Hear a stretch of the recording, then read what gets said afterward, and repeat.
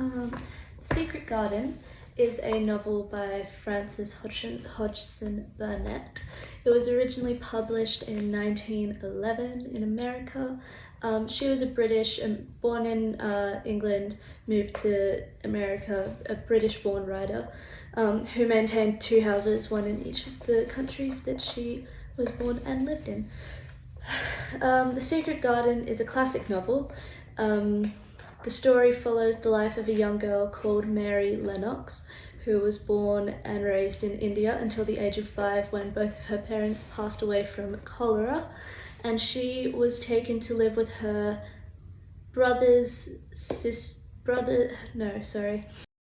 She was taken to live with her father's brother-in-law in England. Misselthwaite Manor was the house was called, and in the first few days that she's there, she's kind of just exploring, looking around the grounds, and she stumbles upon this garden that has been locked up behind a big stone wall.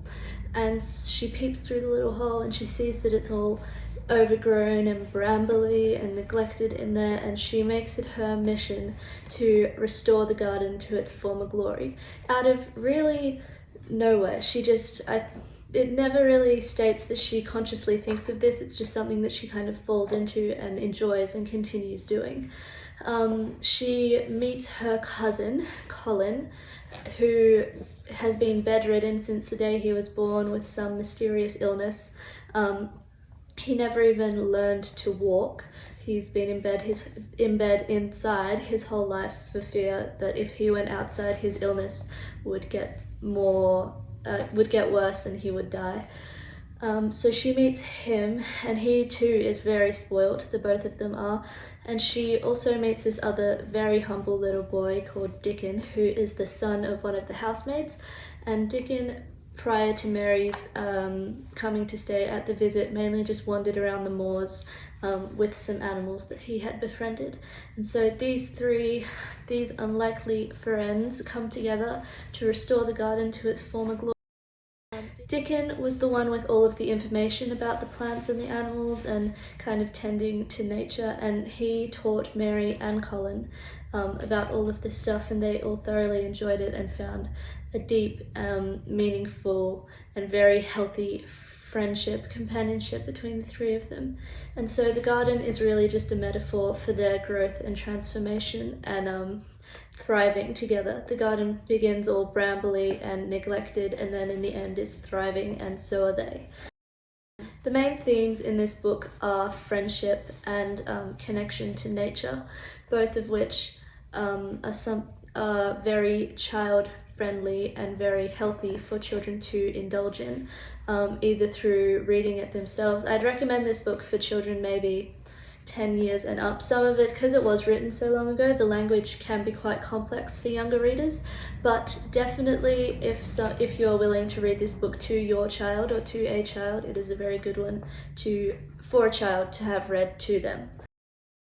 Concentration and focus is another thing that is also learned through reading. So a short attention span is something that a lot of children have nowadays due to technology and social media and just having so many things thrown at them at all different times. It doesn't really allow a person to concentrate on one thing for an extended amount of time.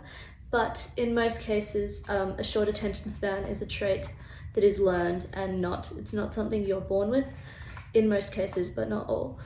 So reading can definitely help develop a longer attention span, which is very important for a child to have in their learning in school, even just connections with other people, interactions with other people, learning to listen for long periods of time while other people are talking.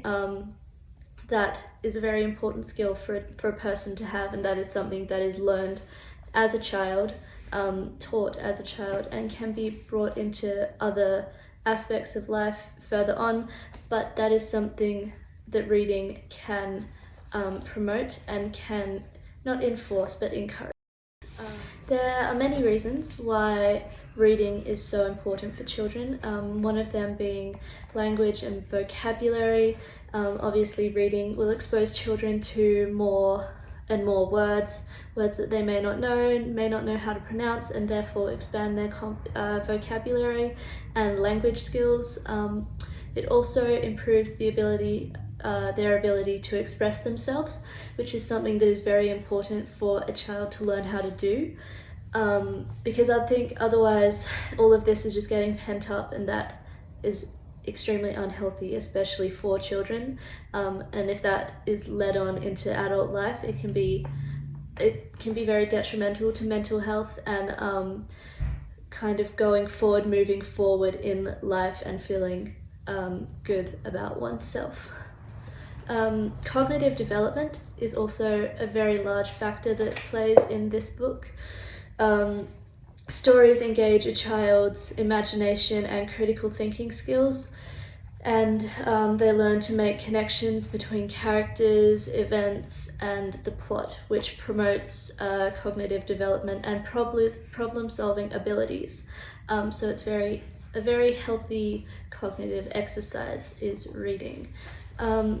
Emotional understanding and empathy are huge things when reading.